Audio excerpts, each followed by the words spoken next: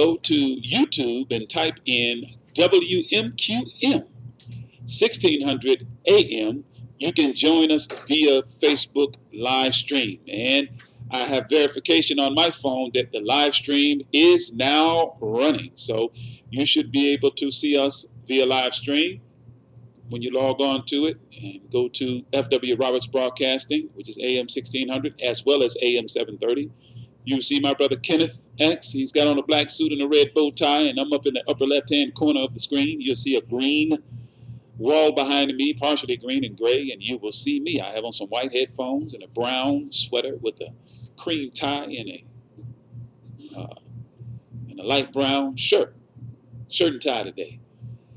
But once again, our discussion for today, dear brothers and sisters, is the black female, unprotected and disrespected. And this is just the beginning of the conversation that we are going to have in this regard. We do plan next week to bring some women on the program. Yes, sir. To hold on, let me get you in, Brother Kenneth. Give me something, sir. Testing 1, 2. There we go. There you are. Okay, now you're on loud and clear now. Testing 1, 2. You hear yourself? Yes, sir. Finally. Yes. All right. Assalamu alaikum. Wa alaikum salam.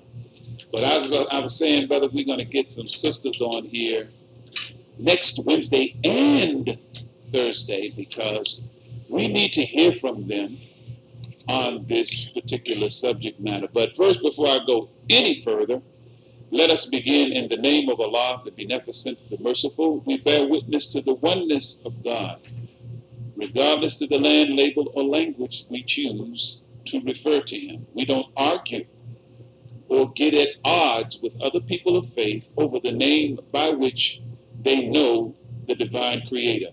Because as spiritually mature people, we should understand that God makes Himself known according to the language and culture of the people, amongst whom He raised His prophets, messengers, and warners. And if you study the meaning of the names by which God is known, you will conclude that each one describes a righteous attribute of the divine Creator, because no one single name can totally encompass all that Almighty God is. So let us not be spiritually immature people and people that lack understanding and look at other peoples of other cultures, other faith traditions that refer to the Supreme Being by a name different than the one that you may know. Why don't you just take a little time and find out what does the name mean? Well, what does Allah mean, brother? Don't that mean the moon god? Well, that's what the ignorant and the mischief makers would have you think. Yes, sir. But Allah is an Arabic name that simply means all of the divine attributes of the Creator encompassed in that one name. So when we say Allah, we are saying the meaning of the name Jesus. We are saying the meaning of the name Jehovah. We are saying the meaning of the name Adonai, El Shaddai, and other names by which God has been known throughout history. We also bear witness to the oneness of His prophets, as well as the messages that were revealed through them to the whole of humanity. Please allow us to greet you with the greeting words of peace of Assalamu alaikum. And welcome once again to another edition of the SOS radio program. We're getting started. I just hit a few bumps in the road. Gave out the wrong call-in number, Brother Kenneth. Yes, sir. But the call-in line to discuss today's topic, well, actually is going to be about the next 4 programs. We're just going to really get it started. We want to share some information with you dealing with this particular subject. And once again, our topic for today is the black female, unprotected and disrespected.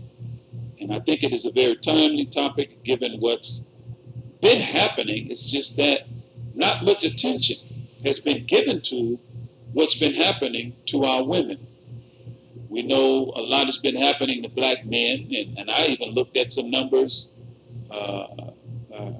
and comparatively speaking to our sisters. But we're going to have this conversation, and don't you worry, those of you that are worried about, well, what happened to the truth about Jesus? Oh boy, we was just really getting started. We're going to go back to it because the previous programs where we've had that discussion, by the grace of Allah, and hopefully, we've disabused you of at least some of these false notions and false teachings that they have imposed upon the minds of particularly people of color about Jesus. Yes, sir. Jesus was a black man, period. And of course, you will still have those who will try to debate you, but it's clear. And I've always found it interesting, Brother Kenneth, in predominantly European nations, they have, representing Mary and Jesus, black statues. They call them the shrine of the black Madonna. The Mary is black and the Jesus is black. And it mystifies me sometimes, brother, that even when you present this information to some of our people, yes, sir, that's been a practice of these nations for, hundreds of years. You still get, well, what difference does it make? Well, it really doesn't make a difference. If that's the real Jesus. Yeah, that's the real Jesus. If he was white, we wouldn't have no problem with it. And we've demonstrated that because we've been worshiping the white Jesus for centuries, and we don't have a problem with that. Yeah, we never had. If that was Jesus. If that was him. And then secondly, hopefully we've disabused the people of this notion that Jesus should even be worshipped. Yes, sir. There's no scriptural support. Jesus, with his own mouth, according to the Gospels, forbade the worship of him. He didn't even allow those who followed him to call him good. He said, hold it, why callest thou me good? There's none good. There's none good but the Father. The Father. So not to take Jesus away, but we need to put the Savior in perspective and put him in the place that he said he holds relative to his Father. So, and those among other things that we dealt with. But Brother Kenneth and Brother Derek has creeped in. I always like to acknowledge the presence of our brother, Brother Derek Muhammad. Great supporter. Excellent supporter. He is an administrator of the affairs of the SOS radio program, the monetary affairs and others, along with other brothers and sisters as well that support this radio ministry, as we state when we come on. The believing community of Muhammad Mosque number 55 are supporters of this radio ministry. And we also like to, of course, give our shouts out. Facebook audience, they've logged on. Sister Mildred is on. Brother James is on. Sister Jill, my beloved sister, is on. I hope she's doing well. Assalamu alaikum, ma'am. Brother Tim, PT is on. Sister Donna, and that's going to be one of the sisters, brother, that I would like to invite to be a part of the discussion. Yes, sir. Sister Donna. Excellent choice, bro. Assalamu alaikum, Sister Donna. She was one of the first sisters that came to mind, and there are others, and I was going to allow the women to decide who they would like to have represent our women. And I think that's fair. I think that's proper. And, of course, our local representative, Student Minister Anthony Muhammad, in keeping with our protocols, of course, we will certainly seek his counsel in this regard, and we will move forward accordingly. As, of course, our brother is quite liberal. He's entrusted this ministry, this broadcast to us, and, of course, we always want to put our best foot forward in the representation of Muhammad Mosque number 55 here locally, and representing the Mid-South, representative of the Honorable Minister Louis Farrakhan, Student Minister Anthony Muhammad, even as he represents the Honorable Minister Louis Farrakhan in this area.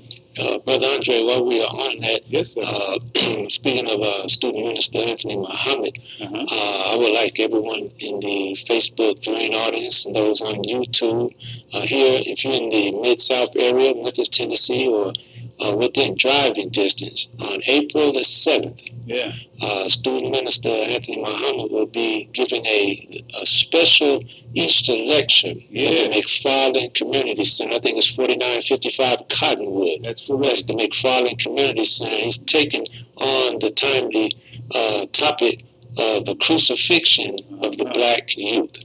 And I think it would be wise for us to get that word out. Yeah. If we got to go door to door and get our people to that community center. Come on. Because what this man's going to put down and Representative and Honorable Minister Louis Farrakhan, we don't want to miss it, because the crucifixion of our youth is going on. That's right. That's right. And thank you so much, brother, for making sure that we didn't forget to mention the fact. Once again, the Mid-South representative of the Honorable Minister Louis Farrakhan, he's coming out into the highways and the byways. Yes, sir. Be instead of 873 Vance Avenue, we will be at 4955 Cottonwood at the McFarland Community Center out in the community, and then the entire community is invited to come and hear from our brother and friend, Student Minister Anthony Muhammad, in his timely topic, the crucifixion of black youth. And certainly that is going on. And Sister Donna just got me, man. She just hit me up on Facebook Live. She says, all praise is due to Allah. And she's laughing out loud, of course. She said, you just going to put it out publicly. I have to come down. That's right, Sister Donna. We would be honored to have you to be a part of this discussion, because, I mean, we are a bunch of men talking about it, you know. But I want to hear from our sisters. I want to hear from some women on what's happening with the black female. And it's not a new phenomenon. In fact, Malcolm X said it. I can't remember the year. I got it in my notes over here, and I'll mention that at the proper time. But once again, the call-in numbers, if you want to be a part of this discussion, and I do, hopefully, I want to hear from our sisters. This is one day that I would like for you to call and give your thoughts about the black female. Unprotected and disrespected.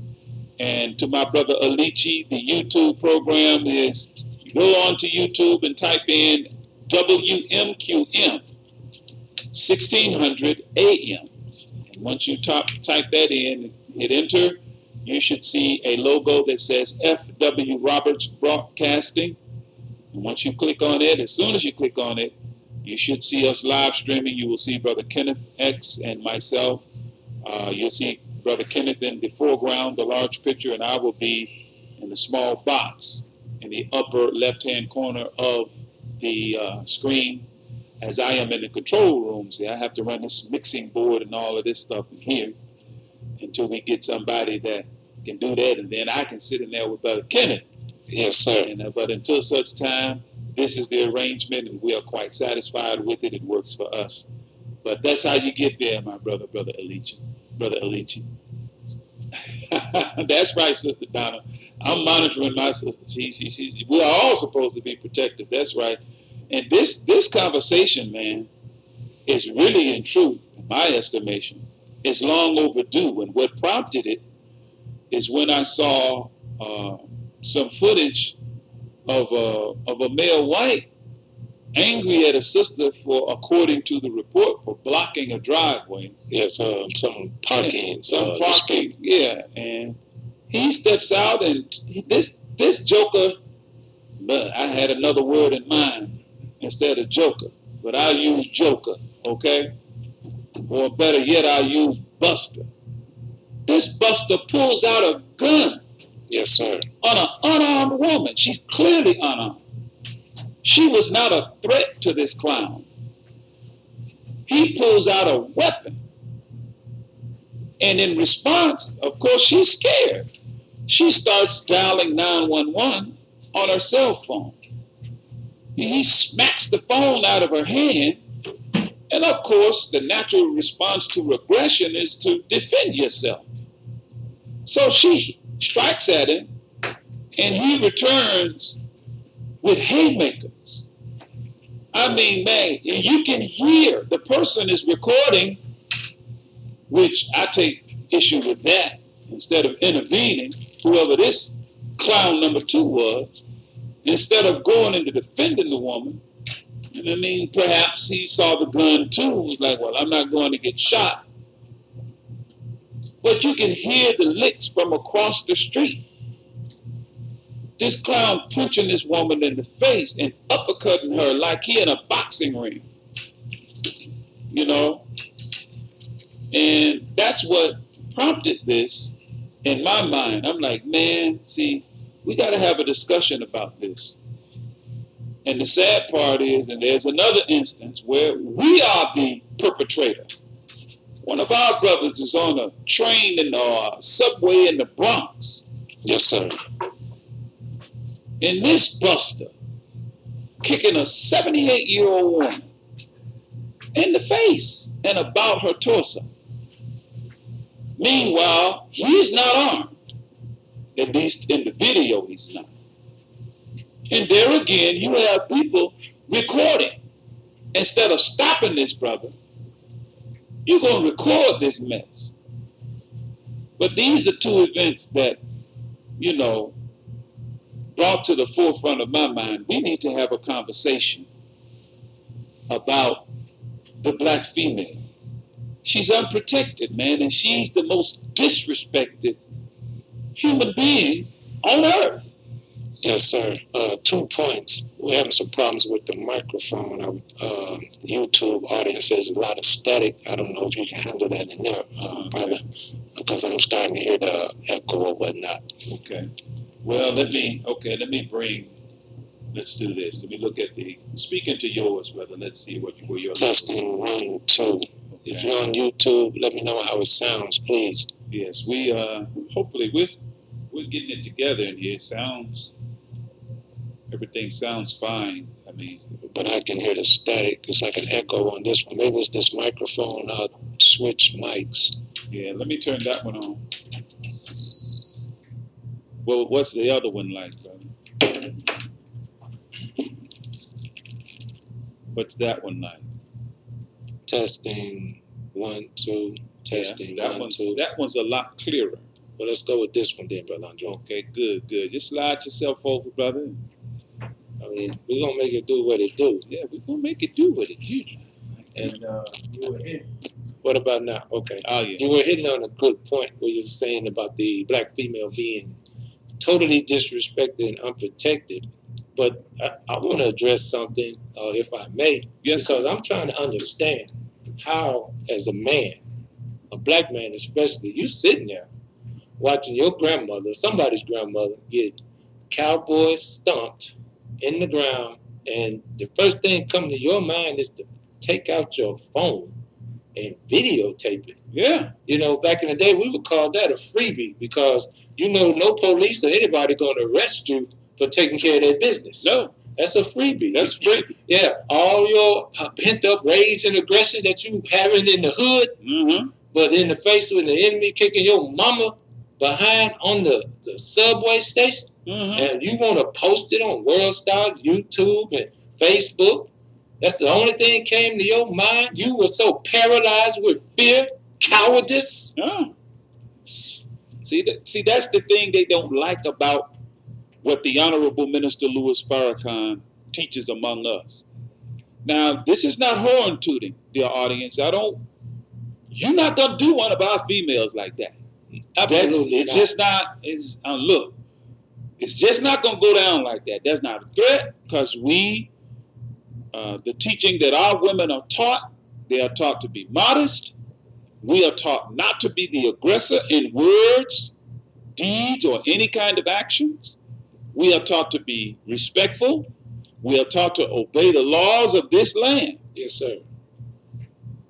And as long as it doesn't conflict with our religion. So we have not run across any laws that are conflict with our religious belief. We obey the law. We respect law enforcement. We do what we are told to do in a lawful manner. We don't curse and go off and head wag. Our women don't do that. No, sir. So, because that's the first thing we want to know. When you put your hands on one of our women, you're going to have some serious problems. We don't mind saying that on the air. You're going to have some serious problems. Because this is going to get investigated. And yes, we're not talking vigilantism. No, we're not talking that way. So don't put that in our mouth. But if we are present and you make the unfortunate mistake of putting your hands on our women, We're not going to wait for the police to get there to stop you from assaulting her. It's just not going to happen that way. We're going to deal with you. We're going to hold your backside till the authorities get there. It's just that simple. So let me get that on out the way. Because brothers and sisters, look, when I share with you some of this information, and let's get to the axioms, Brother Ken, because this thing is burning in my consciousness, man. It really is, you know, this particular topic. Because that disturbed the heck out of me, man. The way this dude is uppercutting his sister, I mean, it's like he's fighting a man. And it's clear he's got the upper hand after he hit her the first time. But which he shouldn't have hit her at all, because he pulled out a gun. Yeah, he kept pummeling her. Yeah. You know?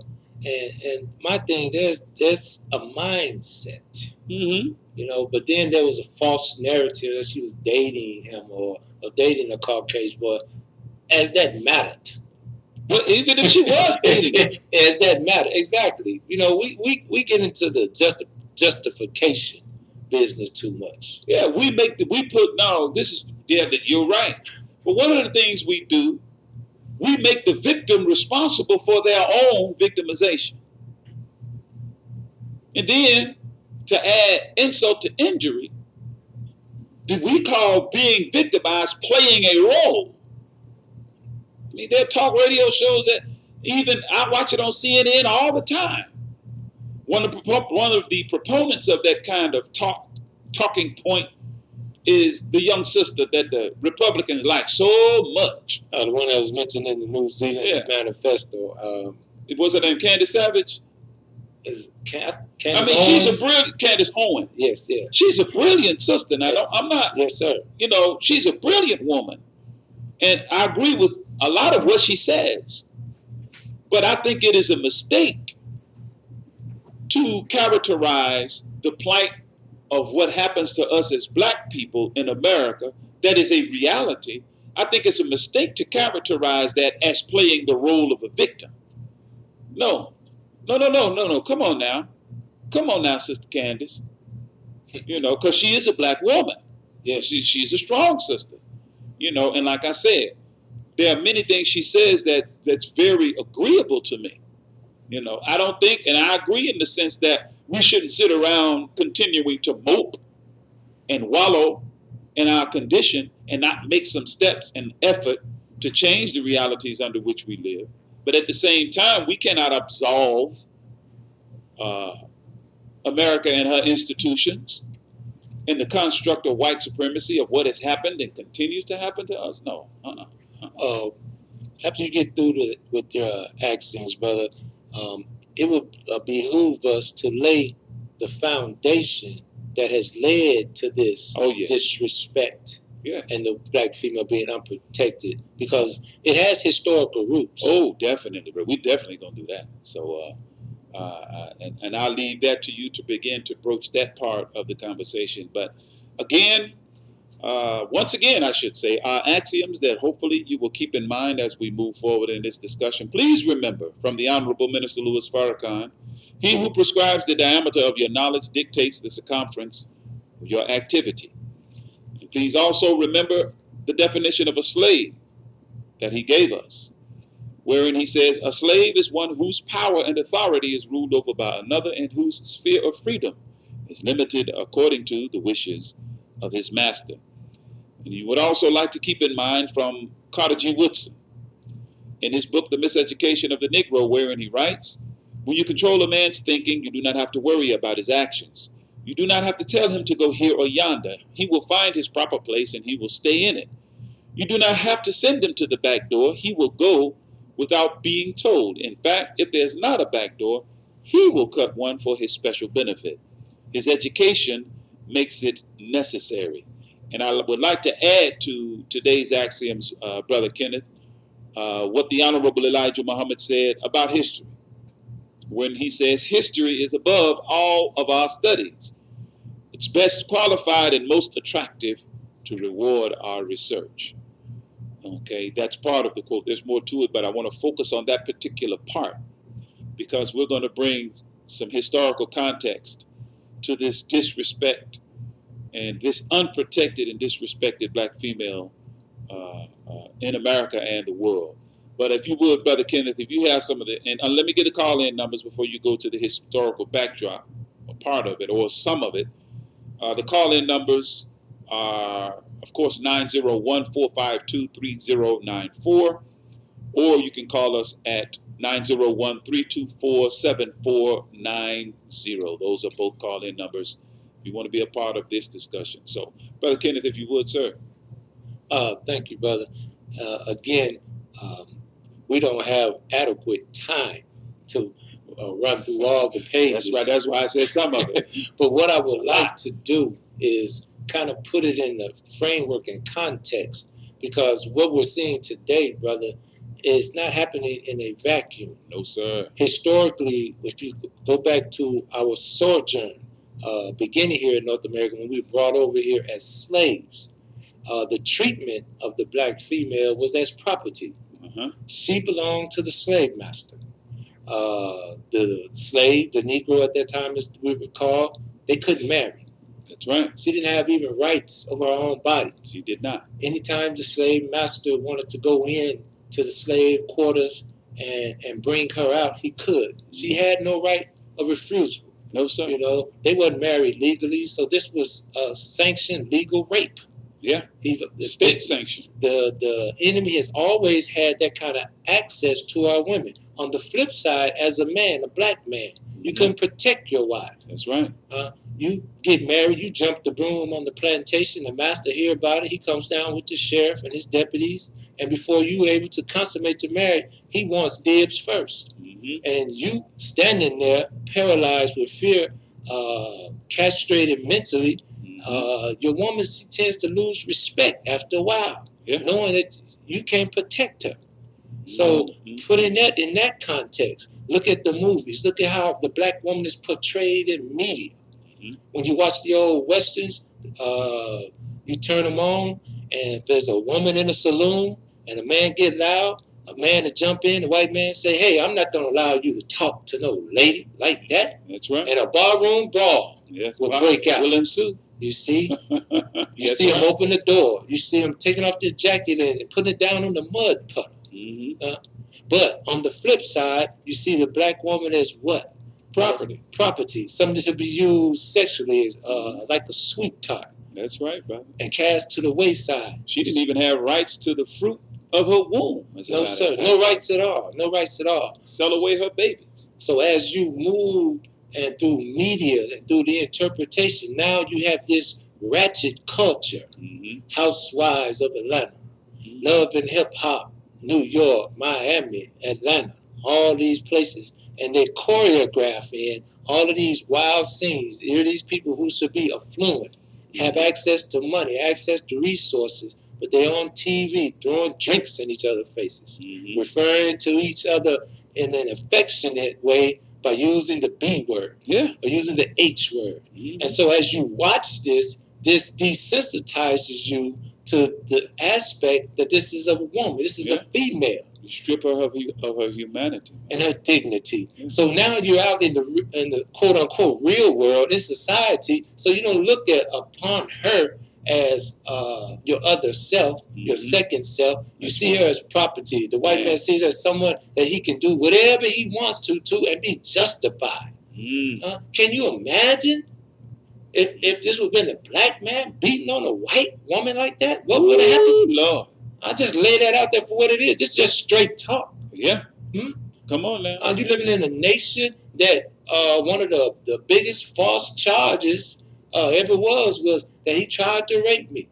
Whole towns was burned down. We heard the history. All she had to say was, yes, he put his hands on me. You would get lynched for looking up at the clothes on the clothesline, brother. This is just real. This is the history. And so this is the context now. Here it is in 2019. Grandmother. Now this is a class of people that used to be looked upon as hands off. You know, you live to be that age. Hey, you get respect. Here, let me get up and give you my seat. That's right. Are you all right? Let me help you with your groceries. Watch your step, Mom. Watch your step, Grandma. Not today. Not today. And you pull out your phone to record it. And you record it. So, I mean, brother, that certainly is definitely some of the historical context. And unfortunately, uh, today's culture, a culture, has been promoted, and hip hop has been used as the conduit. Now, some of these cultural expressions are not in and of themselves hip hop, but hip hop has been used as the vehicle to convey these ideas and concepts. Yes, like one you just mentioned, ratchet. You know, I saw a meme on Facebook, you know, they had a picture of a ratchet. A ratchet is a tool. Come on, brother. Then they had a picture of a hoe. A hoe is a garden tool. It's Right. two tools, right? Then they had the picture of a female dog, which is the bitch. Yes, That's sir. a B word. Right. That's what you call a female dog. That's the name. And then they had next to those three pictures, this is a black woman, saying to the one who would observe the picture, these words that you use to refer to her should actually be used to refer to the things pictured here. The ratchet, the hoe used in a garden, and the female breed of a dog. Yes, sir.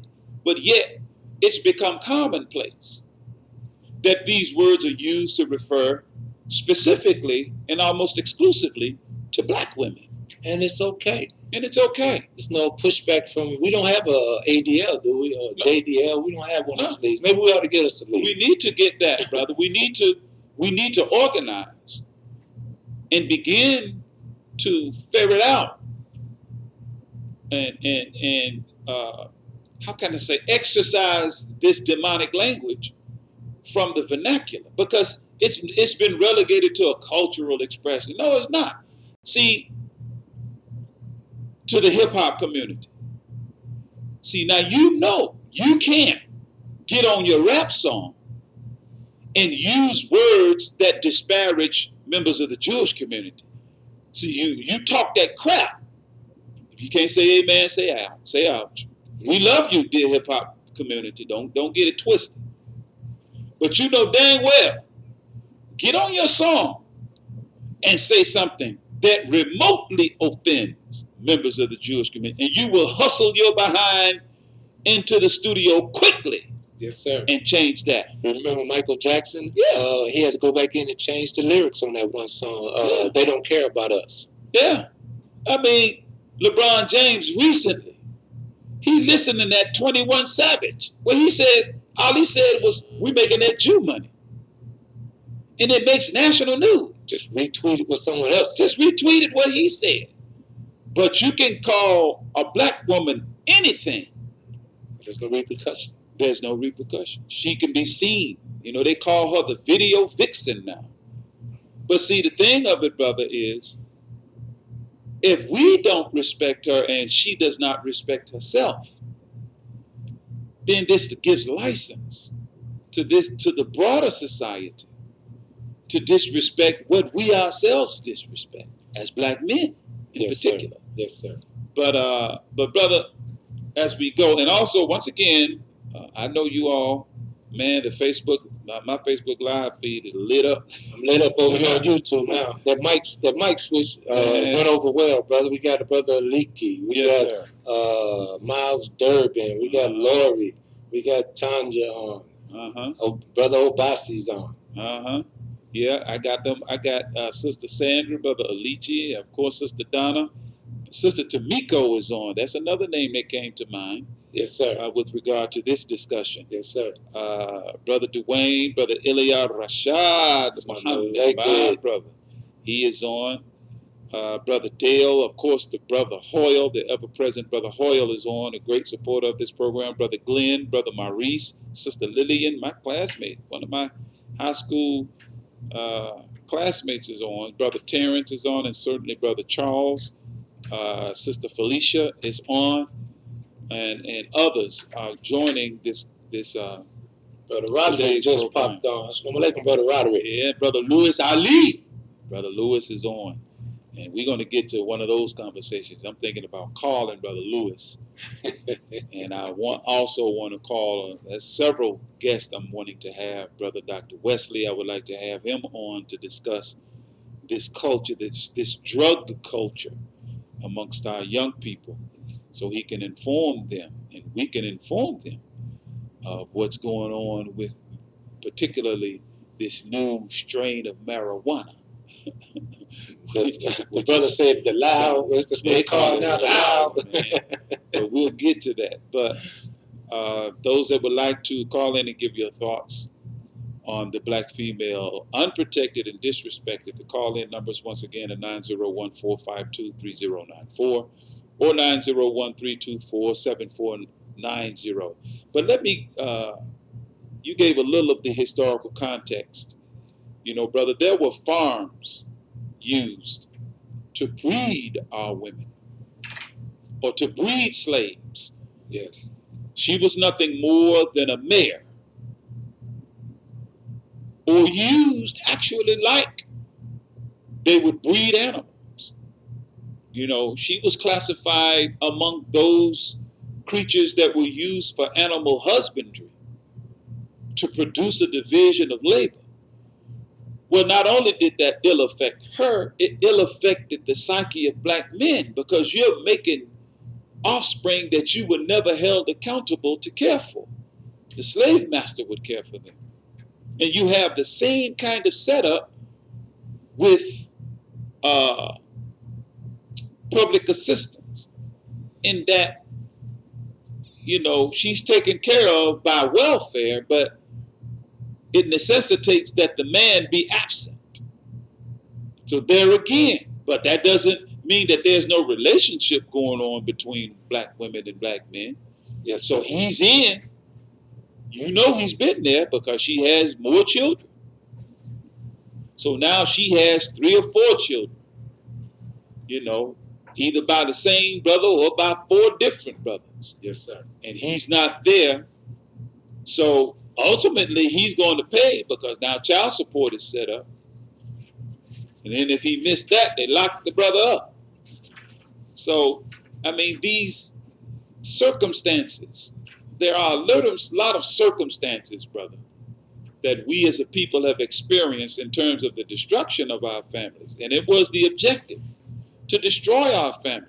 And whether we want to acknowledge it or not, the objective is still the same today. The destruction of the black family, the destruction of the male, and the objectification of the black woman. And they have become so artful at it that we now, some of us, many of us, are willing participants in the objectification of our women, yes, and the destruction of self.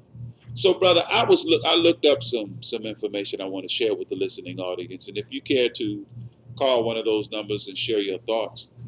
But, brother, I got an article from November of just last year, of 2018, and it shocked me, you know. It really did. Guess where the most dangerous place is for women worldwide and in the U.S. for black women? This is according to the United Nations. Where, brother? The most dangerous place for a woman anywhere in the world is at home. I see your face, brother Derek. I was like D-A-M-N. I spelled it. I can't spell it either. But home is the most dangerous place for women worldwide, according to the United Nations.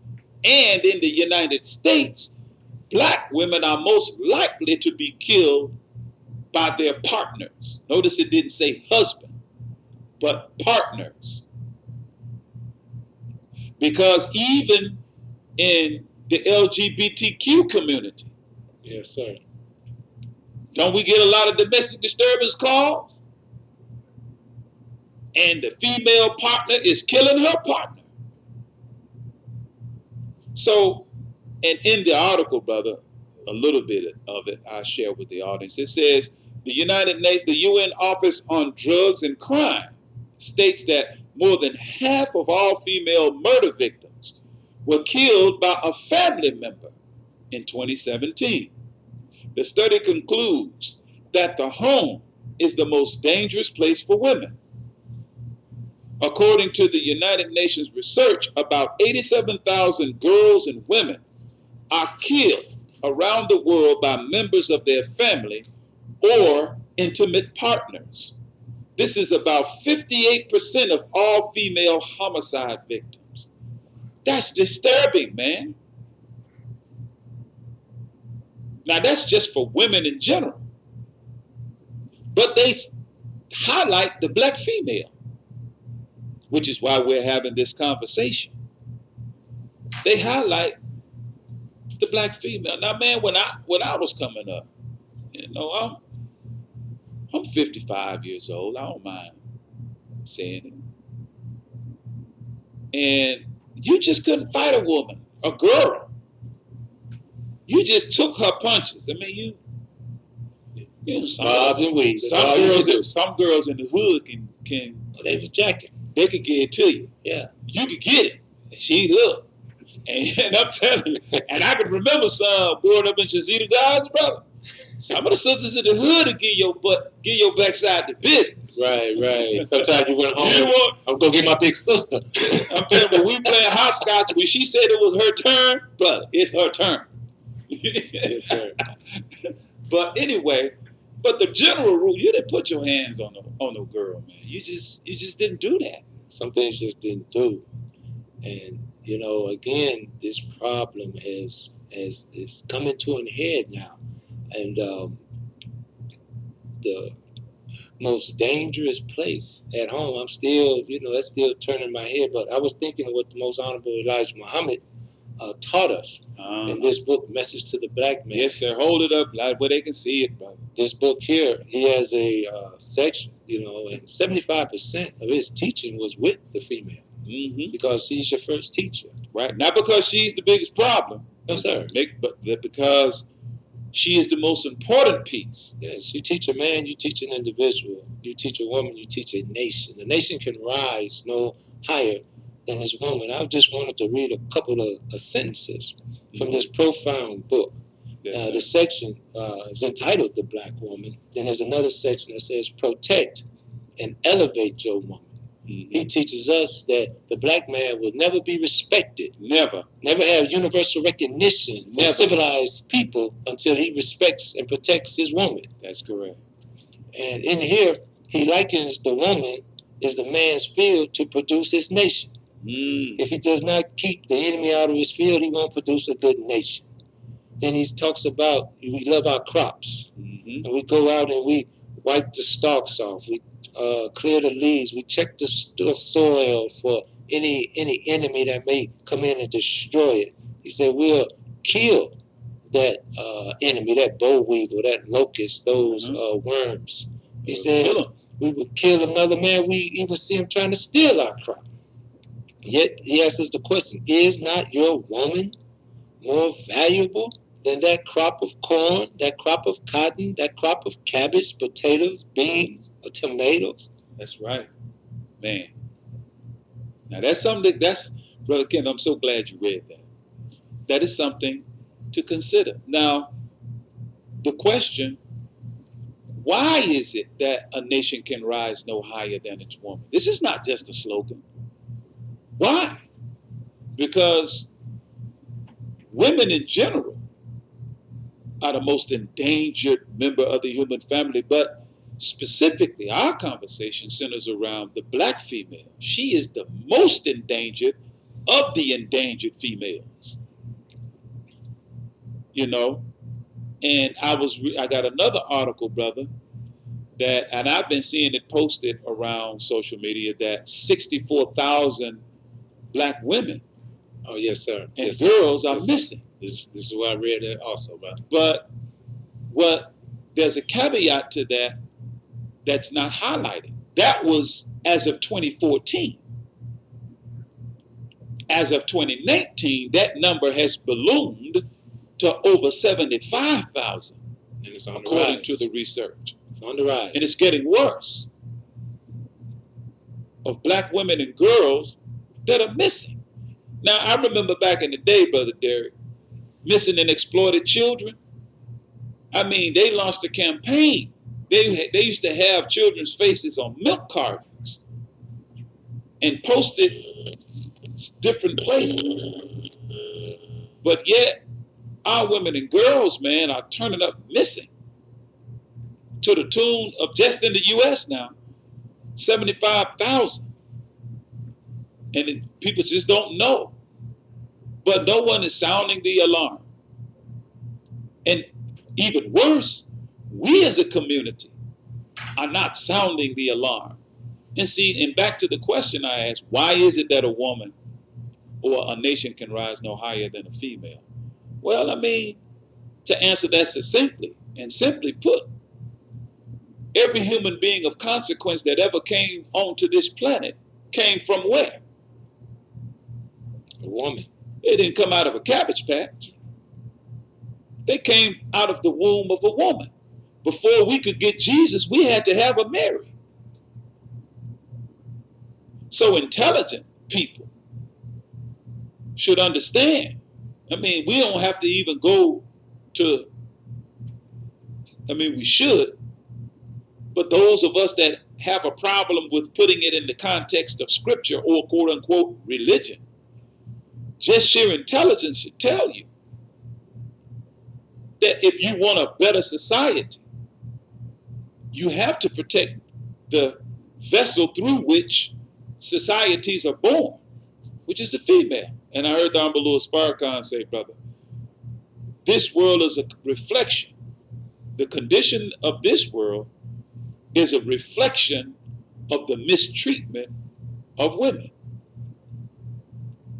Because, I mean, we gotta, and when you look at our community in particular, brother, very few of our children have a healthy relationship with their fathers. This is true.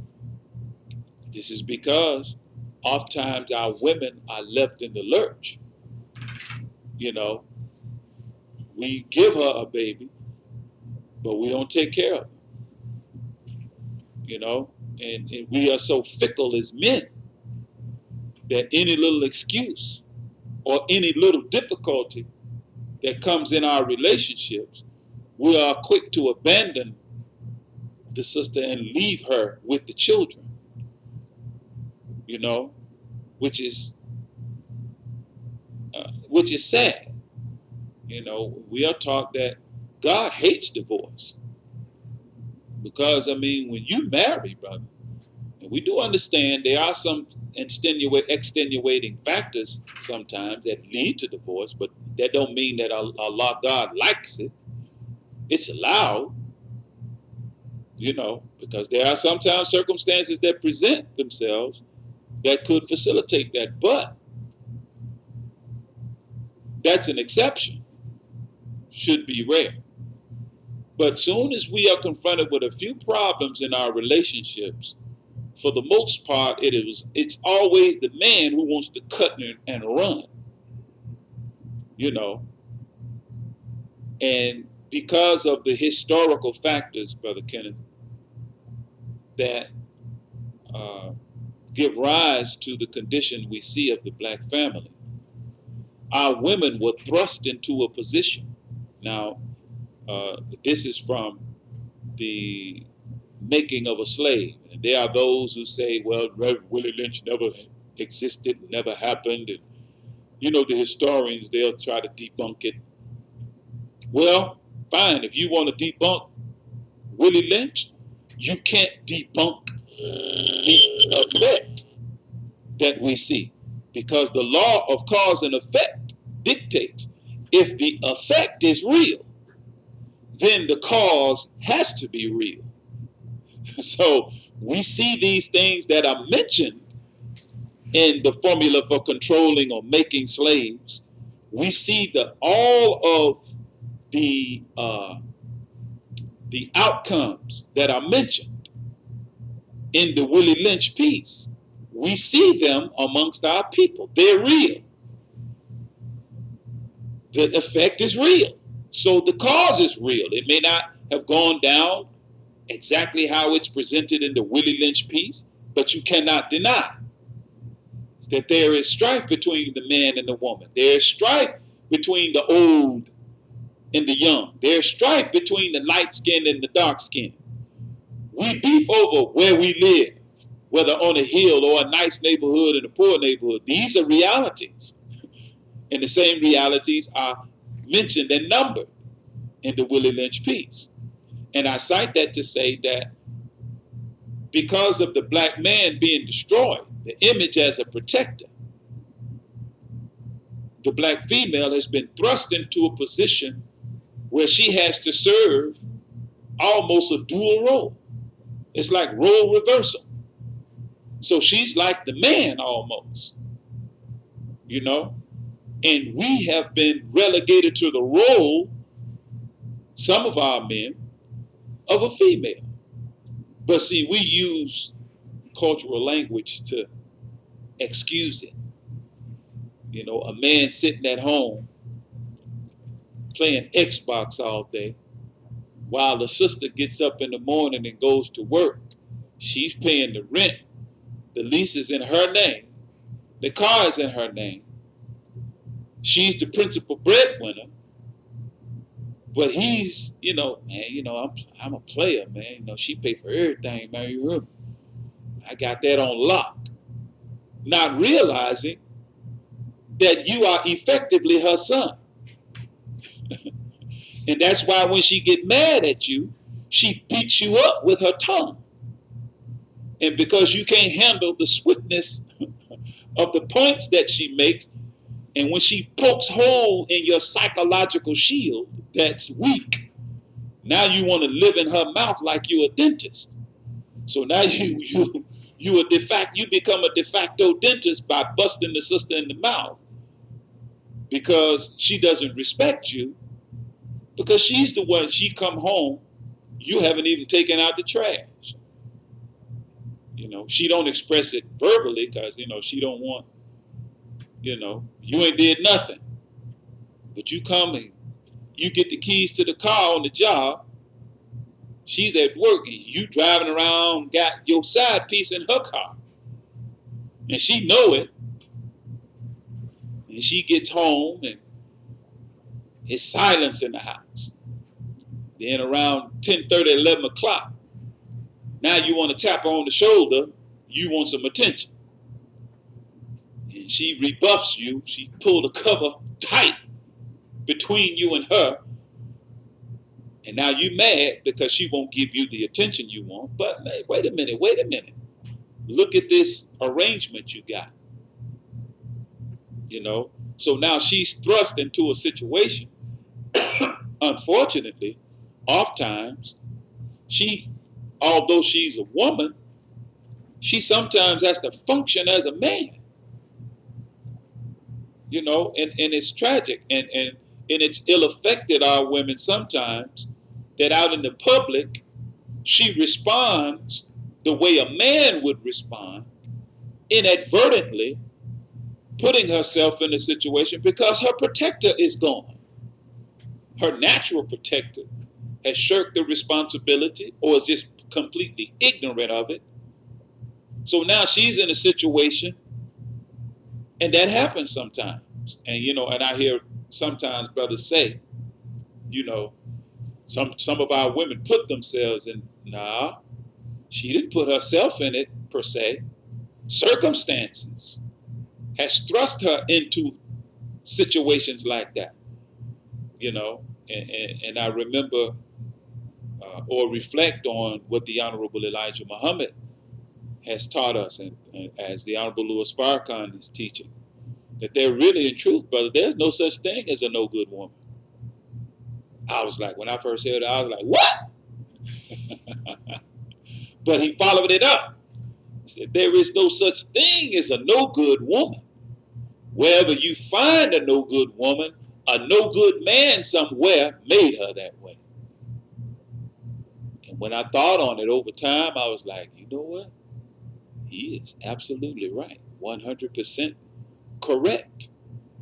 100%. That's why Jesus is revered more so by our women than the men. Because really all sisters want, in truth, is a man that exhibits the characteristics of Jesus. I mean, that's just real, brother. So, hey, we're in the discussion. I got some more research here, Brother Kenneth. And before we go any further, man, I need to break off and do these commercial announcements. Uh-oh, what's that? Oh, okay. Well, you touching it. Okay. When you touch that mic, it go. I hear it up here. You may not hear it out there. But audience, we're going to take a break, and we're going to give you our commercial announcements, after which we will be right back. What's your source for truth in news reports? Where do you turn for non-corporate driven news that's fair and balanced?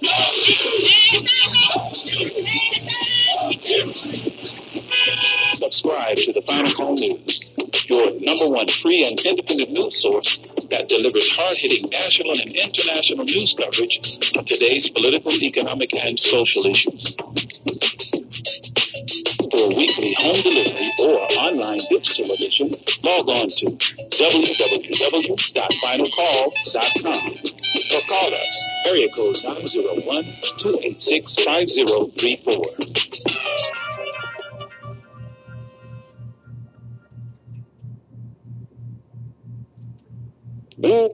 Break. Get your locally made, freshly baked supreme bean pies from Bake the Bean Pie. Made from the best of ingredients, experience the golden brown flaky crust and pastry filling of the supreme bean pie from Bake the Bean Pie. Not only delicious, but also nutritious. The supreme bean pie from Bake the Bean Pie. Call in your order today, 901-210-8791. That's 901-210-8791. Bake the Bean Pie. Bake.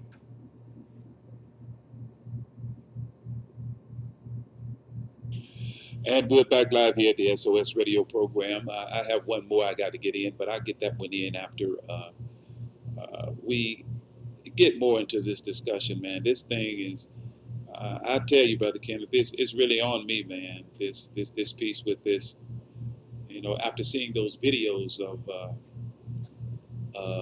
those sisters, man, just getting assaulted like that, man. And I couldn't help but think to myself, man, what have we become? That, you know, a man will go on a subway,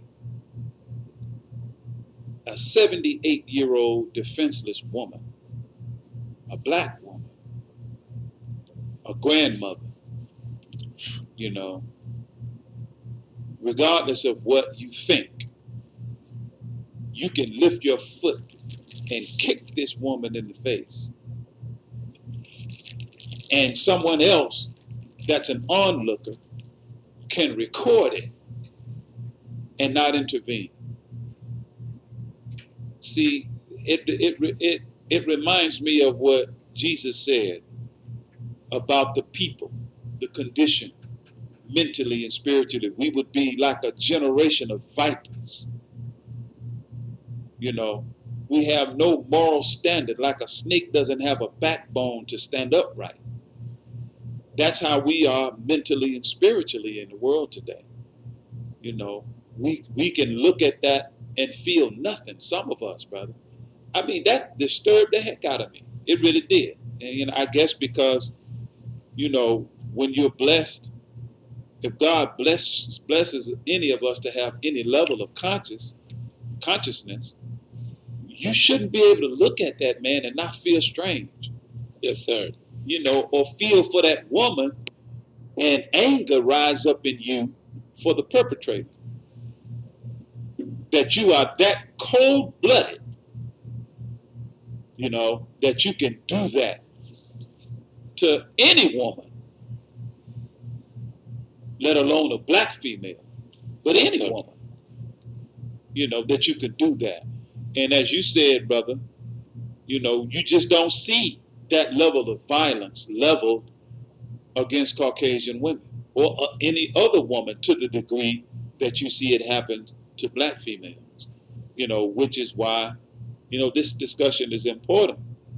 And I'm really anticipating and I'm anxious. I don't know, brother, if those sisters are available, Brother Kenneth, I may see if I can get them in here tomorrow instead of waiting to next. Just give them 3 of the programs to hear from these sisters, man, because see, not only is the home the most dangerous place, there are other things that our women suffer. I'm going to read a little more of this article or this report from the United Nations. They said, while it's important to note that most homicide victims are men, women are most likely to be killed inside of their homes by relatives or intimate partners. 82% of victims of homicides initiated by family are women. So any 82% of homicides whereby a family member is the perpetrator, the victim is a female. That's scary, man. It continues. For men, it's 18%. In other words, 18% of the homicides, of the 100% of homicides committed by a family member, only 18% of the victims of men are men. The other 82% are women.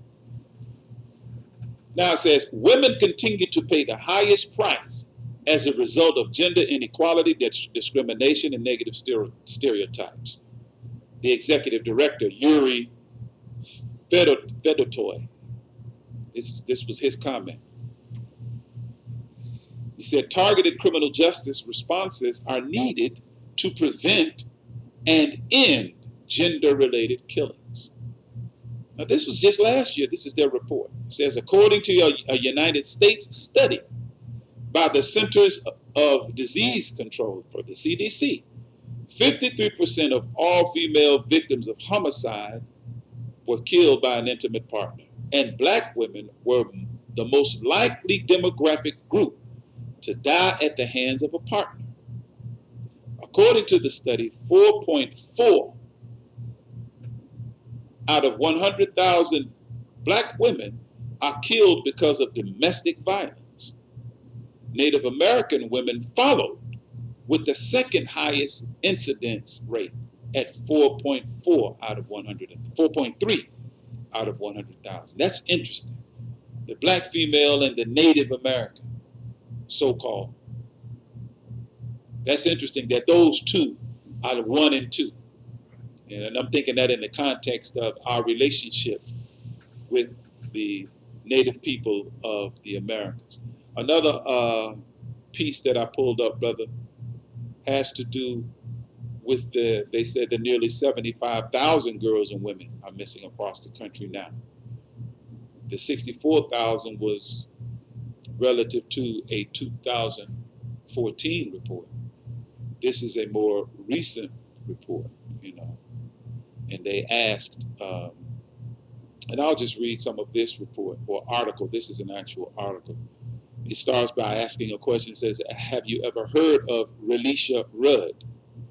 It says, yesterday, through all the noise about Donald Trump and his lies, I've heard her name for the very first time. The sweet little 8-year-old girl, which is the same age of my precious daughter, Savannah, has been missing for 3 long years. She lived in a D.C. area homeless shelter with her mother before she was last seen on camera with the janitor at the facility. That janitor later killed himself and his wife. While many people presume Relisha is dead, every single clue of her whereabouts has gone cold. She has vanished. I study the obese or the obsess over injustice and inequality for a living. And yesterday was the first time I ever heard her name. It's floating out here. I think I've seen her pictures, but it's just never broke through to me. It just never broke through to her.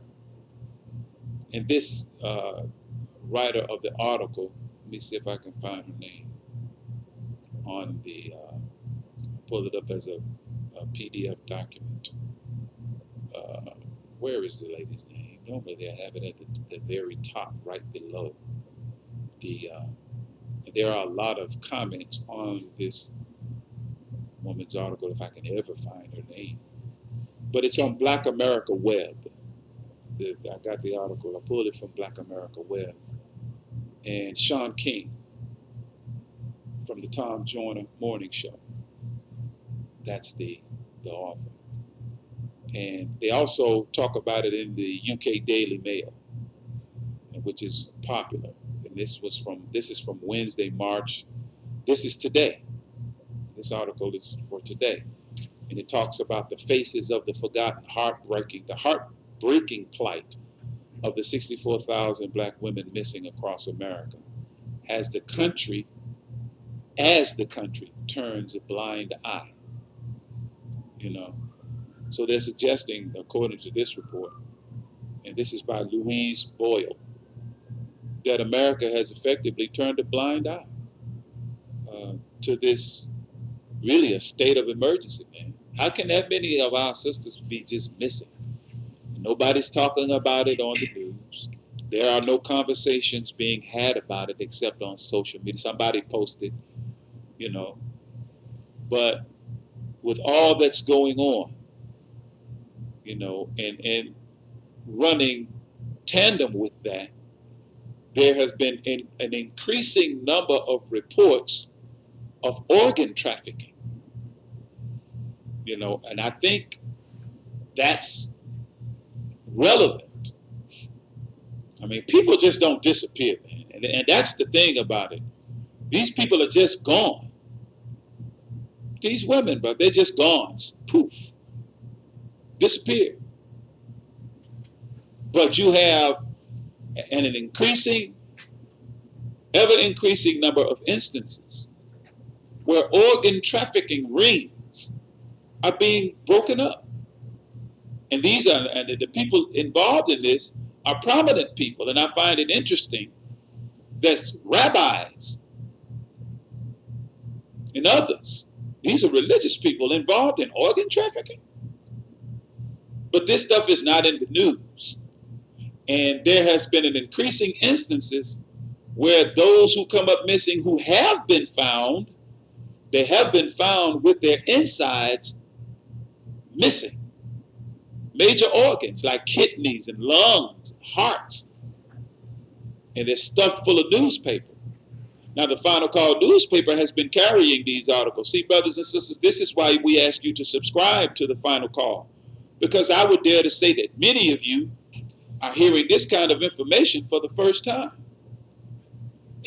at this level of detail, with these kind of dots being connected, whereby you have a high instance of our women missing, and running tandem with that, you're having an increase in reports of rings of organ traffickers being on the black market.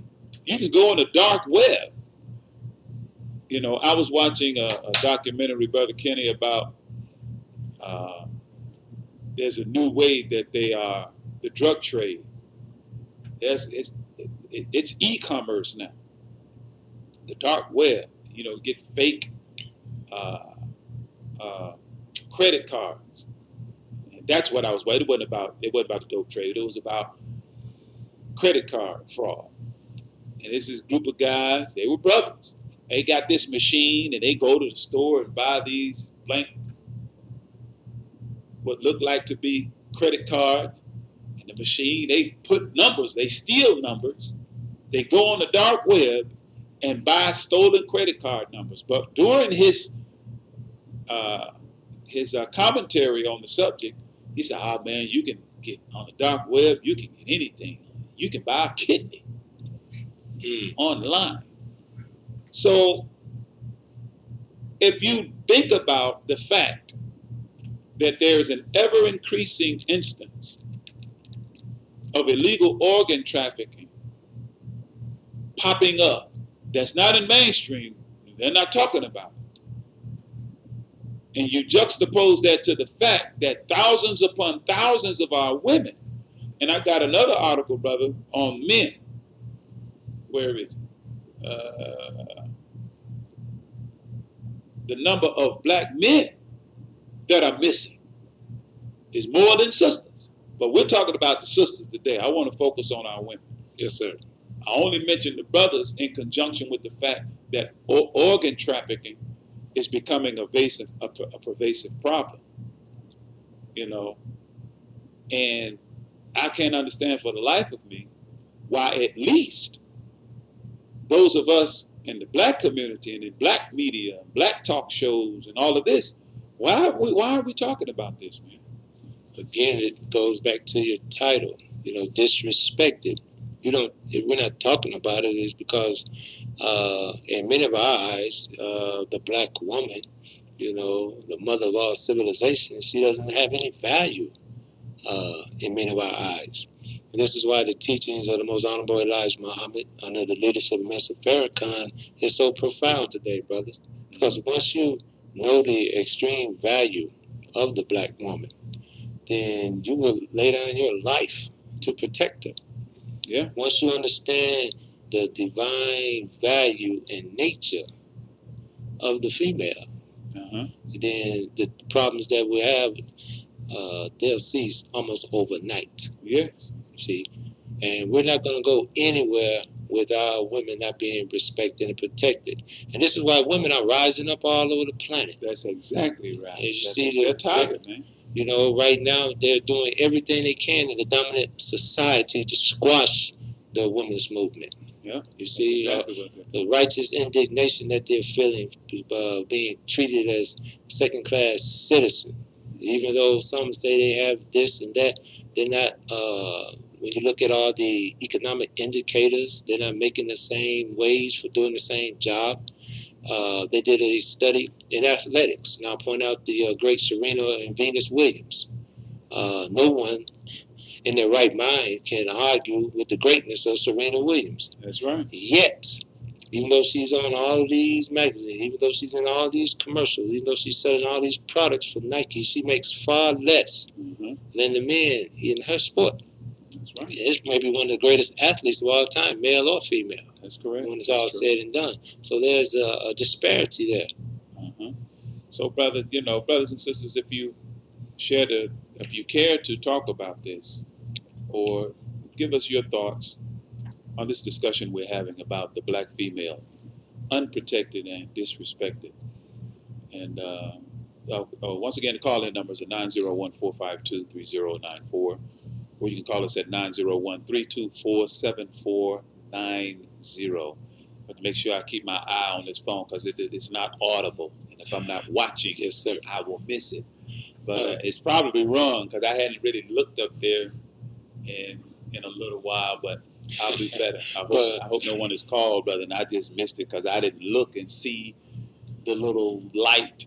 We got to get you some kind of bell or something. See, that's why I don't need to be in here giving commentary as well as. We're gonna get you over here. We need. I'm gonna have to, deputize me a soldier to come in here that knows how to work this board, and we can sit there, Brother Kenneth, and have a full-fledged conversation. And when we go to commercial, and they'll know how to just do all of that good stuff, man. Yes, sir.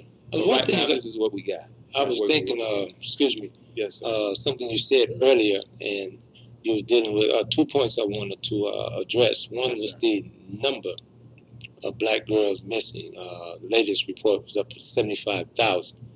And you were talking about the organs. Yes. And that is a multi-billion-dollar operation on the black market. You also have human trafficking in the sex trade that goes on all over the world. Yeah. And it's the way that the black girls are viewed in the society, and also them being reported as missing instead of kidnapped. You look at the language. A young black male does something, it's a thug did this. But when a young white boy does something, wayward youth.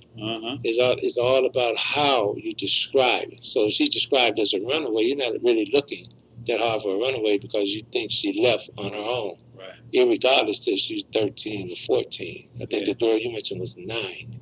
There's no hue, there's no outcry, and this goes on and on. Right. And you mentioned during the making of the social being called a Negro, the Willie Lynch letter. And you mentioned the first part as far as using the differences and making them bigger, but there's also a psychological part where you alter the natural state. You reverse the psychological state. And so the man is being kept behind, physically strong but mentally weak. And the female is out front, physically weak but mentally strong. Then they promote this narrative of a strong black woman. I don't really know a weak one. I don't know a weak one. I mean, so what do you mean when you say strong black woman? And then all these other components, this false narrative come in.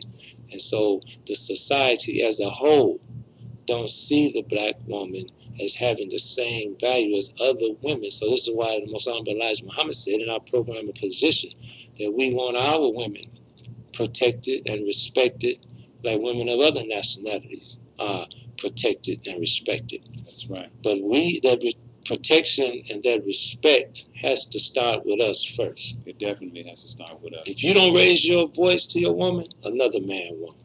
You don't lift your hand to your woman, another man won't. If you don't call out her name, another man won't. And if she stopped calling herself out of it. Because, I mean, I was having a discussion some years ago with some sisters that were my co-workers, and what happens with most of us, when we joined the Nation of Islam, under the Honorable Minister Louis Farrakhan, man, he Father Farrakhan, he in the nation, and oftentimes we are presented with a lot of questions from brothers and sisters, y'all this, y'all that, and what you think about, and of course, at some point we got on the discussion of why the sisters dress like that. I like Farrakhan, but I can't be wearing all that stuff. That's the most frequent comment that I have heard coming from sisters. They have to walk behind y'all, Muhammad. Your wife have to walk behind you? I'd be like, girl, my wife from South Memphis. Does that answer your question? It's not going to fly. So there's a lot of stereotypes about how women in Islam are treated, and they think them wearing what they wear is something that's imposed upon them. No, that's not. When our sisters, just like when we as men come to consciousness, we divest ourselves of certain behaviors associated with certain thought patterns and misconceptions that we had in our mind about women. And then, of course, by extension, our women they divest themselves of false notions about themselves and about particularly their bodies. I'll put it like that. So she begins to respect herself in the sense that she doesn't allow herself to be the visual property of just anybody who decides to look at her with her bust all out and her garment so tight on her body and on her backside that you can see every crack and crevice, and she doesn't wear a girdle so you can watch her movement like you shake Jell-O in a bowl.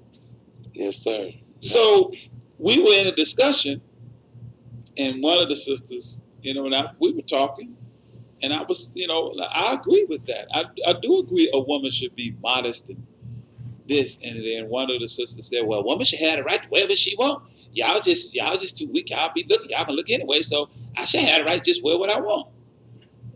So I responded to her by saying, well, sister, yes, ma'am, you do. You do have the right to wear what you want to wear. But I also said to her, you also have the right to cover yourself in blood and dive in shark-infested waters if that's what you want to do. But just don't be surprised if you get devoured by sharks. So the metaphor I was giving her is you live in a society where women are objectified. When a woman is treated like, she's not looked upon for her intellect or even her divinity, even her humanity in a lot of instances. She's just, whenever they selling something, they put a naked, almost a scantily clad woman next to the product, which has nothing to do with the product itself. I mean, look at boxing. They box, you see two sweaty men fighting, knocking blood from one another. But in between the round, here this woman come up with a teeny inkty weeny bikini on, holding up a card that says round 2. Like you don't know what round it is. Round 4. I mean, what is that about? You know, so at some point, you know, responsibility shifts to our women as well. Not only our men, but our women as well, or women in general as well. You know, but you say, well, but what? Because, I mean, the reality is this, man. We as men, particularly as black men, those of us that have voice and have the avenues by which to have these kinds of conversations, then we have to have them. Because just like they go on TV and pay handsome salaries and give what they call an opportunity, you know, it makes me think about a piece that I have called If I Were the Devil. And before the program is over, I might read it, but at some point. But one of the things he says, you know, he sums it up is saying that he would leave things just the way they are. And there's a part in there about how women and how culture, you know, and art take any depraved thought that you have in your mind, put it out in the public, and instead of calling it deviance and filth and indecency, you call it art. So, you know, just like Pat Robertson, according to what I was told or what I saw, you know, the former First Lady Michelle Obama, she exposed her arms. They dogged her for it. Yes, sir. They went off on Sister Michelle. But here you have pictures of Mrs. Trump floating around of a life that she was engaged in before, where there are nude pictures, and the evangelist Pat Robertson called it the art of God. The majesty of God's creation is what he calls it. It ain't, in other words, it ain't pornography. But with Michelle will expose her arms, oh, it's not like a first lady to expose her arms like that. And I find it strange. You know, everybody's silent about these things with Mrs. Trump. You know, and which is not, I just thought I'd lift that. You know, there's a level of cowardice, or I should say hypocrisy. Yes, sir. And I can think of some black talk radio talk show hosts that joined the chorus of dogging Michelle Obama at every turn. They're no longer on the radio, by the way.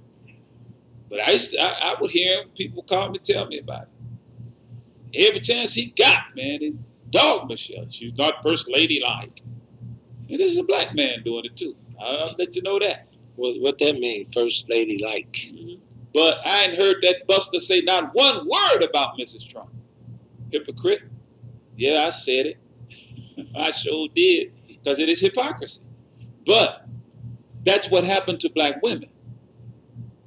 You know, it's easy to beat them up because they're not protected. But the reality and the truth is, Caucasian women are not treated that way. Because, you know, even though she suffers injustices, women in general, like I said in the report, the most dangerous place for women in general is at home. But there's still a level of respect, you know, where Caucasian women are concerned. And you're not going, ain't no black man, you are not going to see a black man in the public walk up to a white woman arguing over blocking some driveway or whatever, and see this brother pull a gun out, first of all. And then when the white female attempts to call for help, he smacks the phone out of her hand. She responds by hitting him with an open hand. And he responds to that minimal level of aggression with pummeling this Caucasian woman in the face and about the head. And then someone's across the street recording it. I don't think he would have left that scene without being confronted. I just don't. No, I don't think, especially if he who was, I don't know the race of the person that was recording it, but listening at the voice, it sounded like a Caucasian male. It sounded like. Not sure. But I just don't believe if those race roles were reversed, I honestly don't believe that he would have just recorded. Because there are too many instances that bear witness to that fact. And of course, there are some exceptions. Of course, there are. But by and large, you don't see this kind of thing happen to Caucasian women. You see this kind of thing happening to black women. But some more on this research that I've done, brother, and it's right at 6:30. We got about another 30 minutes in tonight's program.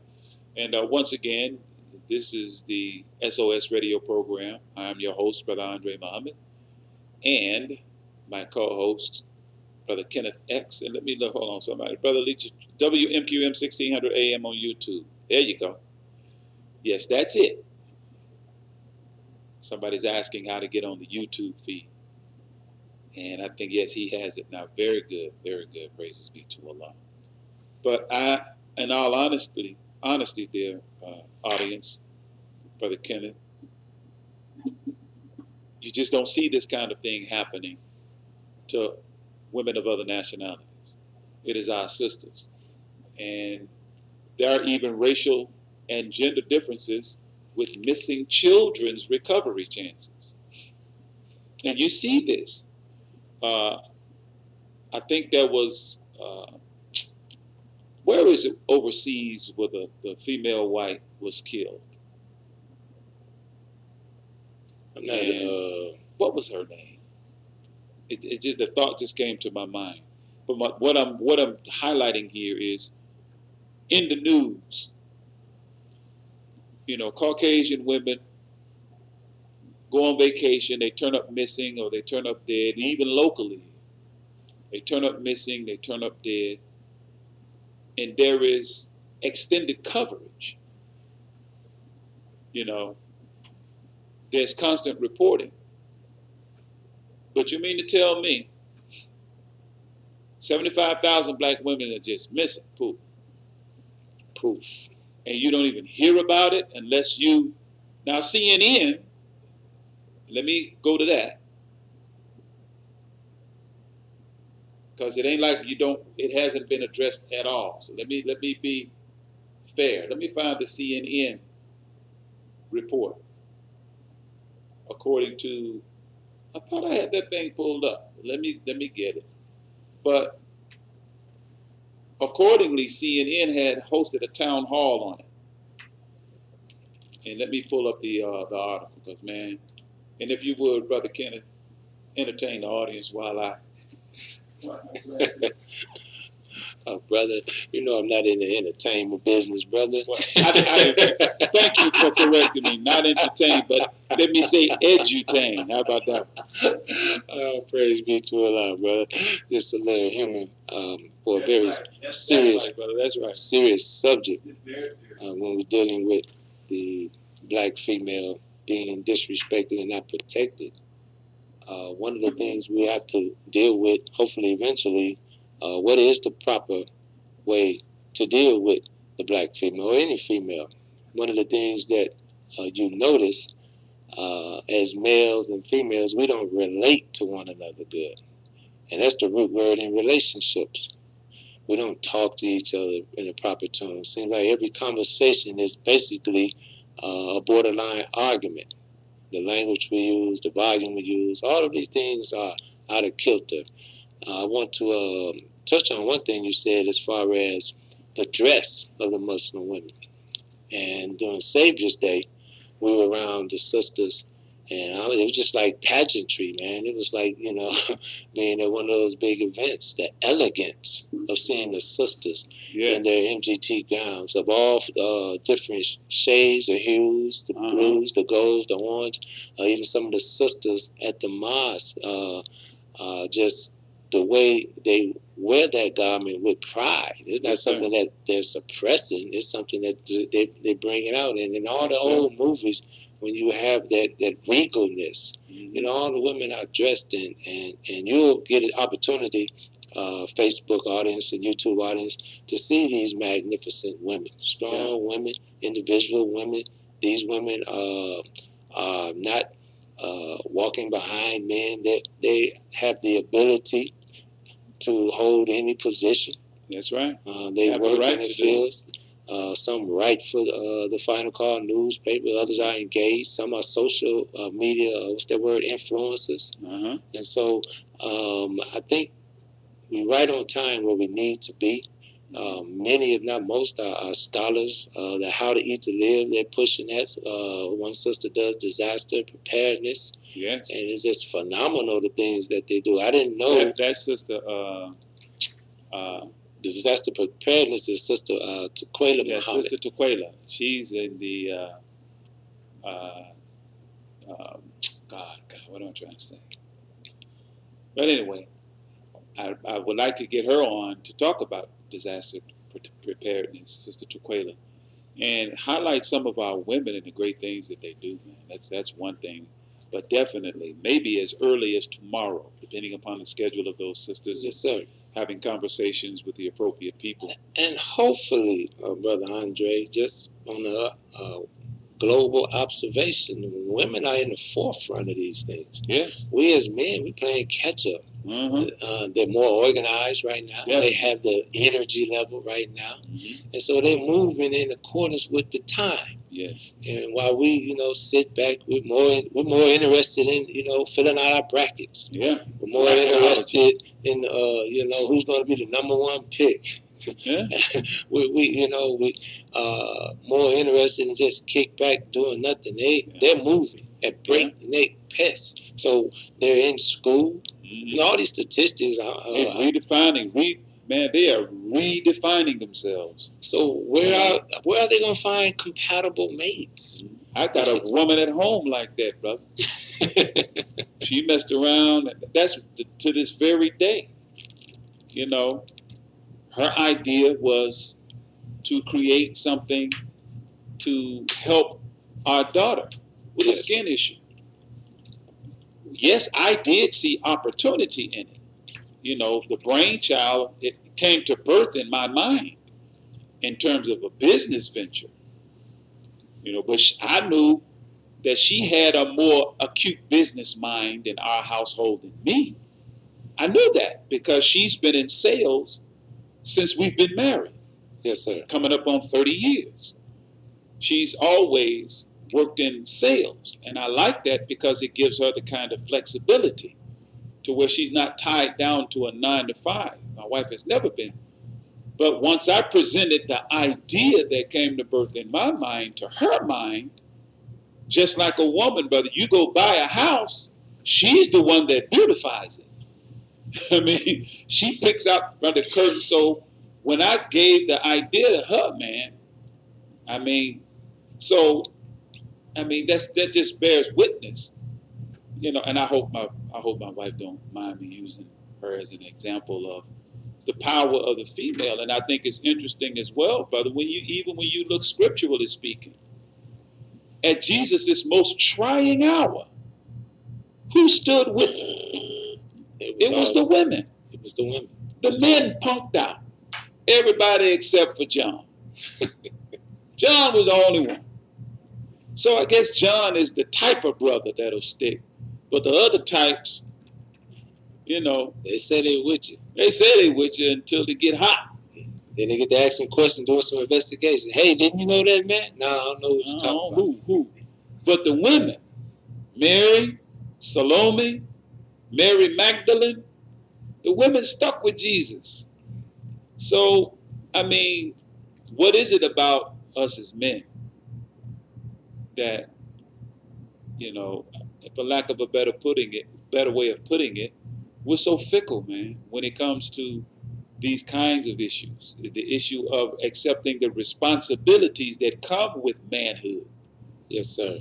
We want a woman, but it's kind of I like how, and I think it was, I think Brother Anthony used this analogy, Student Minister Anthony.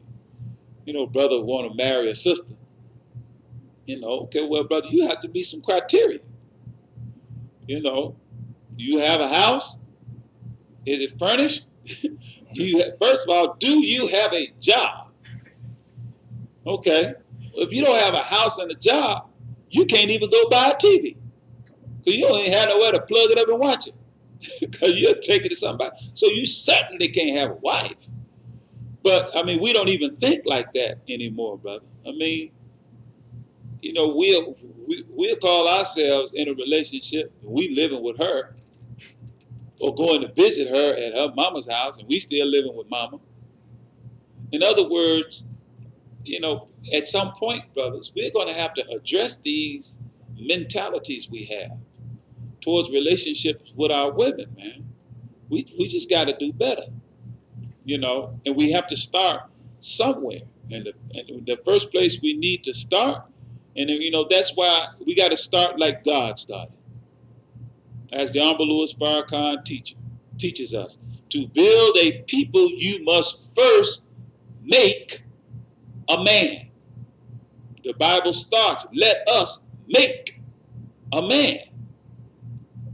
So, in Scripture, and I'm going to go scriptural for a little bit here, the house of Israel was called an impudent house. I think that's in Isaiah. You know, when the Son of Man was told to speak to them, go to them, said in words, they were an impudent house. I was like, impudent? Ezekiel. It's Ezekiel. There it is. Yes, sir. Ezekiel. Thank you, brother. They were an impudent house. And I looked at that word and looked at it in context. They were not impotent in the sense of being able to physically reproduce children. They were impotent in the sense that they were not able to reproduce the kind of children that were after the mind and heart of God and the prophets that he sent as examples of what a human being should be, particularly among the men. Likewise, that's the condition of Black America. We're impotent in the sense that we don't produce the kind of people that have the spiritually adult-like disposition that we do for self. We respect and protect self, our women. We govern the affairs and take responsibility for the condition of our communities. We don't. We'll talk about it. But when you talk about organizing and doing something about it, that's when we start acting like a bunch of children. It's like telling the children, go clean up your room. And that's how we respond when we say, well, let's go clean up the community. Oh, well, them folk need to come. What folk? We live there. And we take the same kind of attitude, unfortunately, towards our women. Brother, don't disrespect a woman. I don't do it, somebody gonna do it. And she act ratchet anyway. Well, maybe if we stop acting niggardly, I didn't use, that's not the N word to my audience. Niggardly, Niggardly. Go look it up, it doesn't mean much. But if we would lose that attitude towards our relationships with our sisters, man, then maybe she'll stop acting a certain way. Because I'm telling you, man, the men are like the thermometer in a house when it comes to how our women respond to us. And I have to bear witness, brother. Women will respond to you totally differently. Just on my personal experience. When you don't act like we have traditionally acted towards them. Because I'm going to tell you something, brother. If a woman can control you with her body, she'll never respect you. If she can control you with sex, all you got to do, you get upset, say, oh, girl, I got to do again something. You'll be all right. I mean, I know that's crude.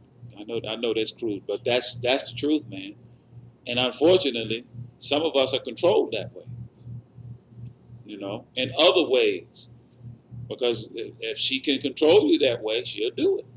But I have to bear witness when a woman knows that you're not controlled like that. That's when she begins to respect you. And that's why they say if they can control you like that, they'll say, oh, girl, he's so weak. Well, what does she mean? He's so weak. So, these kinds of conversations, man, and some more of the disparities or the information I pulled. Don't you know, brother, that black women, well, before I go there, I was talking about CNN. The lawmakers did host a town hall meeting on missing black girls. This was in 2017, according to the report. A coalition of African American members of Congress announced Friday. So it took blacks in Congress, according to this report, or CNN report.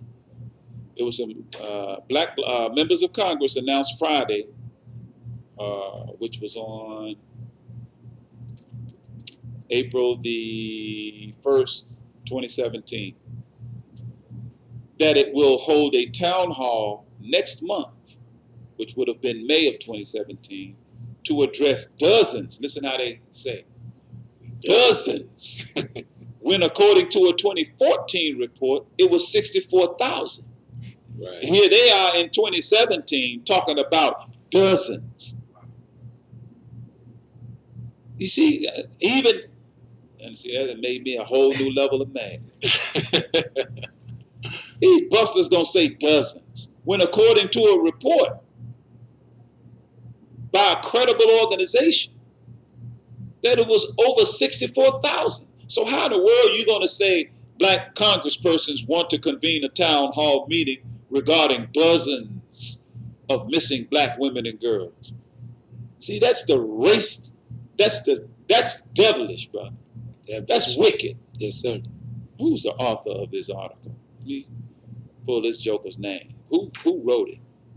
Eugene Scott, a black man. Yes, sir. Now this picture right here. Well, let me read some more before I draw that conclusion. It says, the announcement by Congressional Caucus on Black Women and Girls comes amid calls for federal assistance to, where's the rest of it? Oh, they're calling for federal assistance. It says in 2014, Black and Missing Foundation reported. That's who reported it. Black and Missing Foundation reported 64,000 black women and girls were missing nationwide. Representative Bonnie Watson Coleman, she's a Democrat of New Jersey, said in a Friday statement, it appears that there are many structural and institutional components contributing to the issues, including economic disadvantages and or poverty in communities of color, desperate treatment of missing black women and girls by law enforcement, and lack of public awareness or response. So these are some of the variables that give rise to this 64, now 75,000, according to reports, missing black women, yet there's no hue, no cry, barely even a discussion about it. And then when it's reported as though just dozens are missing. You can't justify to me, in my mind, brother, you cannot justify using or characterizing it as a convening about dozens of missing girls when there are reports out there that number them over 64,000. So that in and of itself speaks to the attitudes that exist, even in media. You know, CNN of all, the people who tout being fair and balanced. Is that fair and balanced? I think not. I mean, I know that they're going off on Facebook. But that's just the truth, y'all. In agreement, that is. They're going off in agreement. But suffice it to say, some lawmakers, CNN reported it. I said CNN convened. No, they just reported that some black congressional lawmakers, congresspersons, was going to convene this town hall meeting. Now, it said this town hall meeting will include representatives from law enforcement, advocacy groups, and community members, and other relevant stakeholders who are influential in this space to ensure that all perspectives and concerns are heard. You know what, Brother Kenneth? Yes, sir. I think we should convene one. When I get these sisters on here, I'm sure they're going to have a lot to say Yes, about sir. this.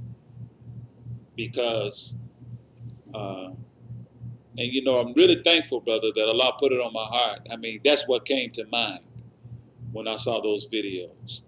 Rather than comment about it on social media, let's bring it out into the public and have a conversation.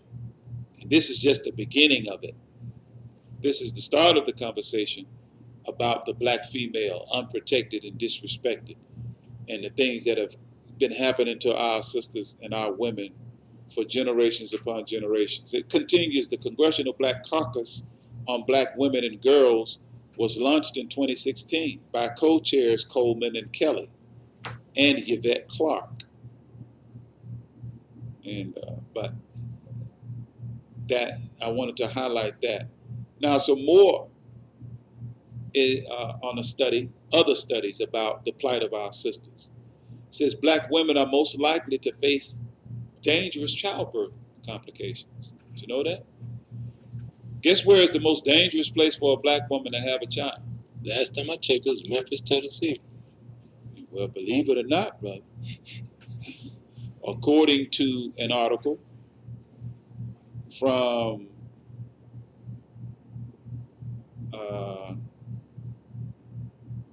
the Detroit Free Press, says D.C., the most dangerous place to give birth in the U.S. for black women. According to this article, it said Washington, D.C. is the most dangerous place. Why is it dangerous? And I remember recently Serena Williams had a discussion. It was in the news about her having complications. So this transcends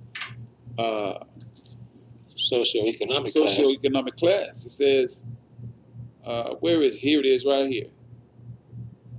It says celebrities like Serena Williams, who shared their birth-related emergency stories publicly, have drawn national spotlight to the urgent need to reduce racial and ethnic disparities in care for women around the time of delivery.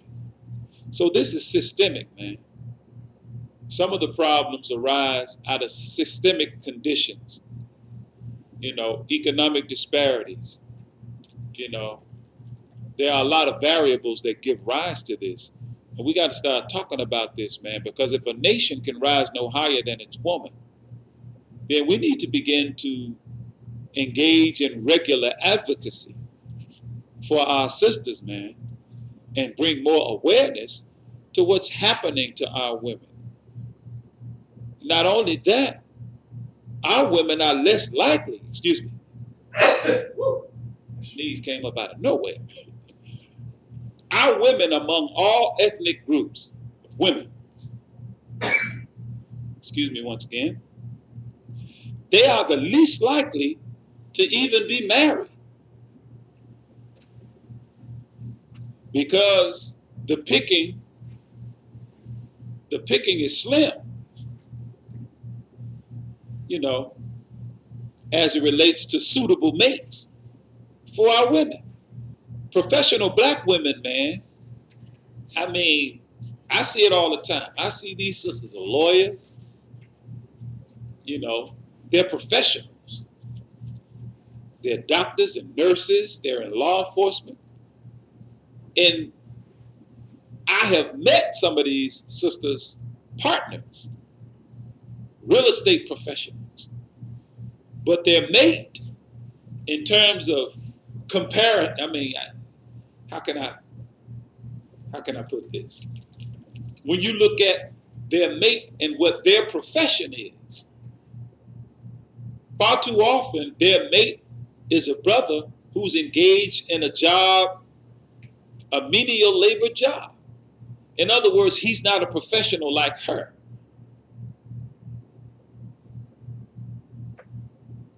In other words, it's difficult for our sisters to find, you know, a mate, in other words, on their level, for lack of a better way of putting it. You know, a suitable mate. It's difficult. I mean, these sisters, man, they're going back to school. They're becoming doctors and nurses, you know. But the big pool of men that they have to choose from among black men, brother still living with his mama, or he's not upwardly mobile. You know, he's not engaged in the kind of activities that the sister is. She's going back to college, getting her master's degree, you know. Meanwhile, the brothers, some of us are doing it, but not to the tune in terms of numbers that the sisters are. So these are some of the things, brothers, that are giving rise to these conditions that we see. And then we get angry. Now sister, she gonna marry outside her race. Because not only can she find a suitable mate, but we are outnumbered by black women, according to some reports, anywhere from 5 to 7 to 1. So for every 7 black women, there's only 1 available black male. So, you know, and you hear the conversation amongst our sisters, girl, all the good men are either married, all the good men are already taken. I mean, I hear this. I don't know about you all, brothers. Do you all hear that, man? Yes, Brother Derek, like, yes, sir. So, brothers, what our sisters are facing and have been facing, we need to have conversations about it, and they need to be in the conversation. In fact, I would just like to facilitate it and have them, you know, because they are the primary stakeholders in this issue. So they should be primary in the conversation, because I really, really, really, really do want to hear the perspective of our sisters. You know, what was it like? Because in the Nation of Islam, you know, our married sisters, we are duty bound. You know, which nature really put it that way. It's a shame that we as black men have to be completely re-educated, as the Most Honorable Elijah Muhammad put it, and retaught how to properly care for our women. When all other creatures, it's natural. So, but man, I just looked over here at the clock, Brother Kenneth. It is 4 minutes till the top of the hour, which means we got just enough time to close out. And before we do, I got one more commercial jingle that I got to get in here that I did not play. So we're going to play this one, and we'll be right back to close out today's program. The Urban Indulgence Bath and Body Boutique. At Urban Indulgence Handmade, we pride ourselves on offering quality skincare at affordable prices. Handmade with plant-based, skin-loving ingredients, our soaps and body butters give you luxurious lather and ultimate moisture. Experience the Urban Indulgence at 3314 Poplar Avenue, next to Poplar Plaza. Open Tuesday through Friday, 11 a.m. till 5:30 p.m., Saturdays, 10 a.m. till 4 p.m.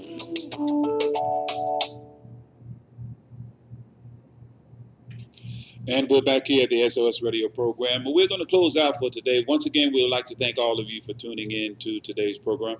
We'll be back tomorrow to continue this discussion, be it the will of Almighty God. But until such time, please, please, please subscribe to the Final Call newspaper. See, this is where you find the kind of information we've been talking about. For home delivery, give us a call at 901-286-5034.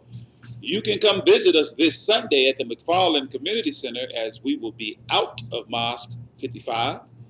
We will be at, what's that, 4599? 4955. Or 4955. Hollywood.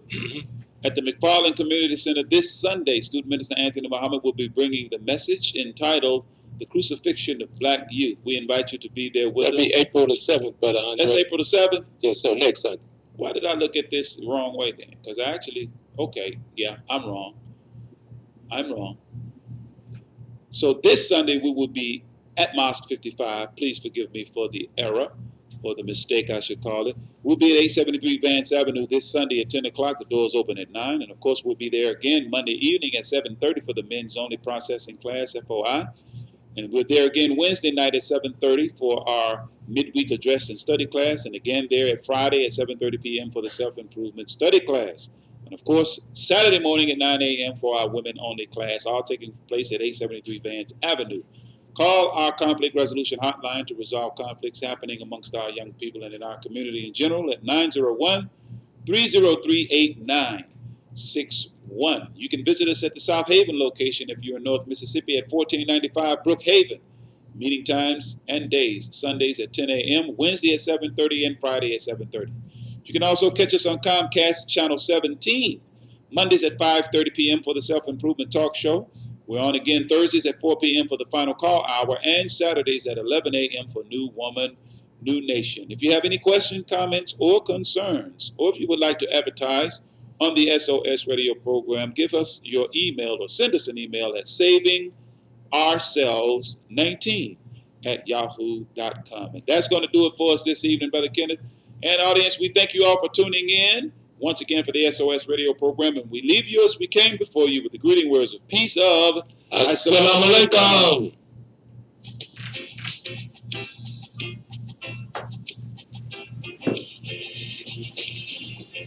Mike Trout at the end there saying, let the kids play. The ad featured some of the biggest stars in baseball, including Mike Trout, of course, Christian Yelich, Giancarlo Stanton, Aaron Judge. Really cool commercial. I tweeted about it earlier at Jake Asman. Baseball marketing, it's young players. Isn't that what it's all about? Getting young people to tune in. They have the old white guy in their 60s watching. Got to get new people watching. That's what it's all about. We'll talk more baseball tomorrow. Talk to you then.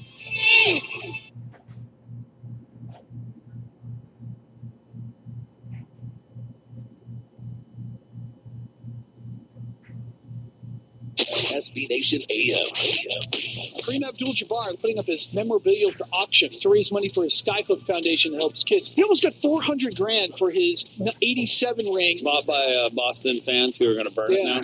Yeah, right. Like I said last week, a Horcrux from Harry Potter just all of a sudden the soul of the Lakers comes pouring out. Well, Tony, that has already happened. SB Nation AM with Tony D. Weekday mornings from 6 to 9 Eastern on SB Nation Radio.